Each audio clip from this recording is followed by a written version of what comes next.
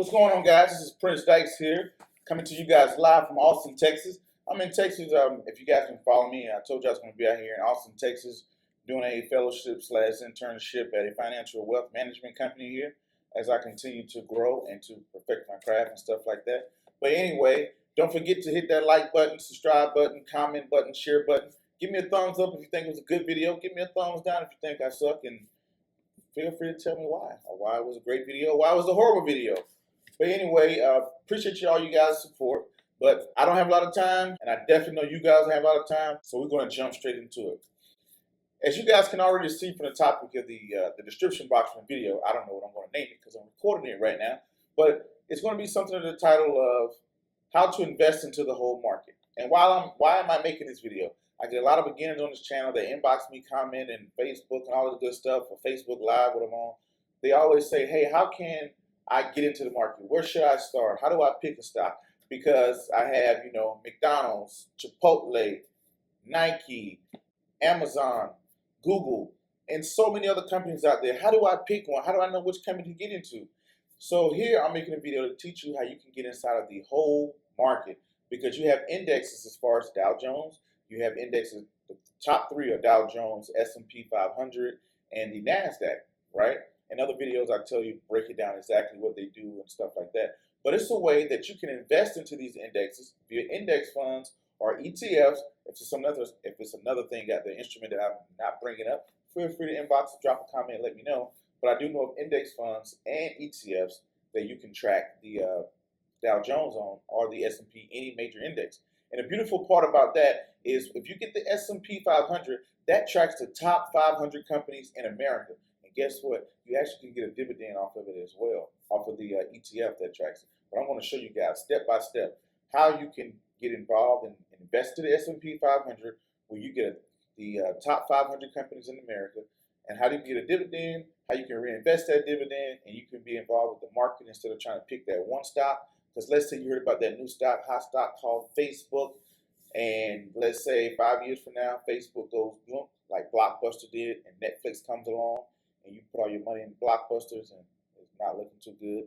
So, and this new thing like Netflix came along. The beautiful part about the S&P 500, if Facebook was to fall off, and a new company called Lamps was to come on, if you're tracking the index, you get a piece of all of that, right?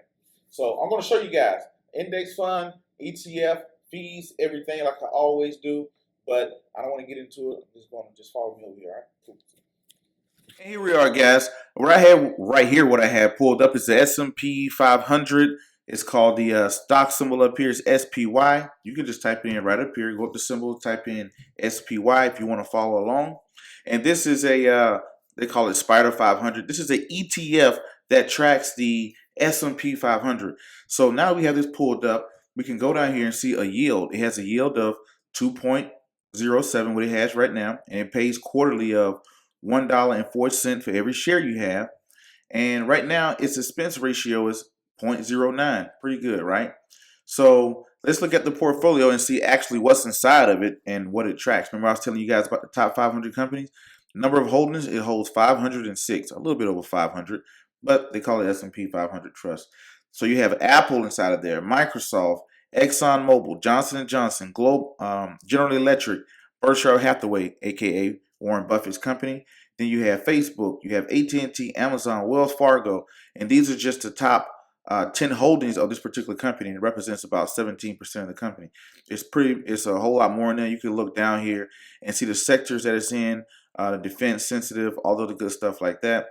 But the key part about this is you see a yield of 2.10, and it has an expense ratio of what was it I was showing you guys earlier? 0.09, and it has $184 billion worth of, tracking the top 500 companies.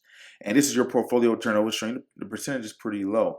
So anyway, you get the whole market. These are the top 500 companies. I guess the top 10, I guess you already, I'm pretty sure most of you guys already recognize. And what Warren Buffett is big about, he's very big on index funds, very big on index funds. This is an index fund by Vanguard that tracks the S&P 500. It does the exact same thing as the Spider that we showed. But the thing about it, this is 0.17. It's a little bit more expensive, almost double in fees of what you can get in the S&P 500. And we can look at its portfolio as well. let's take a look at its portfolio. So it has a yield of 1.99. Remember, the ETF SPY had a yield of 2.10, and it had an expense ratio of about what, 3? Expense ratio of about 0.09. Had the S&P SPY had, but this one has an expense ratio that's a little bit higher, which is 0.17, and it's tracking the exact same thing: Apple, Microsoft, AT&T, Amazon, all of that. This is what you can get. If you want to get it, you just hit the buy button and buy it just like it's a stock. So we're going to go back to the SPY, and we're going to look at the charts. And what we're going to do, we're going to type the, what's that, VFINZ. You can do the exact same thing, which we're going to put an overlay of this from the max. And we're going to, let's blow up this chart so you guys can see how the results are. And this is exactly, you can see no difference. This is the SPY, and with the index fund right here, you can see is in blue. Barely can tell it if you can see it. It just goes to show that they're doing the exact same thing. They have the exact same performance. They have the exact same goal. Just one costs a little bit more, right? So let's look back on it, and let's go to fees. Let's see how we can add up those fees so I can show you guys. Fees are relatively low for what you're getting. This one's pays a 2.07, other one paid 1.99. The index paid 1.99. The SPY pays 2.07. So the dividends are slightly about the same. So we're going to see how those particular fees will add up over time, right? So we're going to go to fees and expenses of the index fund. And we're going to go down here. We're going to compare it to the SPY. We're going to hit the go button. We're going to scroll back down, compare these fees now. And we're just going to throw in a situation where you started off with $2,000 and you put in $100 a month.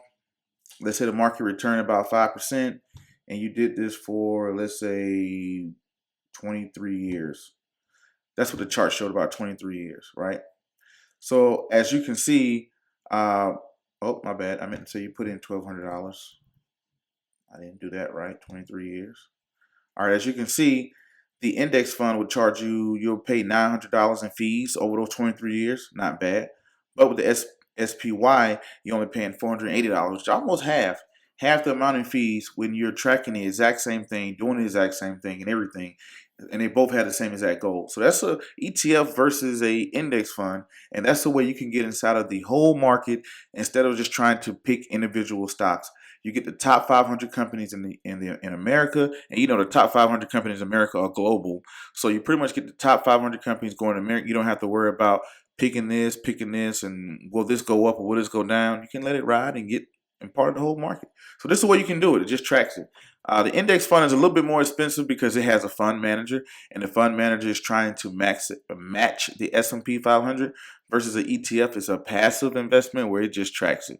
So that's probably why it's a little bit cheaper, because one has somebody trying to match something versus another one is just going with wherever it has a more passive investment instrument. So there you have it. That's the way you can invest into the whole market, S&P 500. You can do the exact same thing with the Dow Jones and the NASDAQ as well. So hope that video helped you guys out. And Prince, back to you. Like you guys saw, right?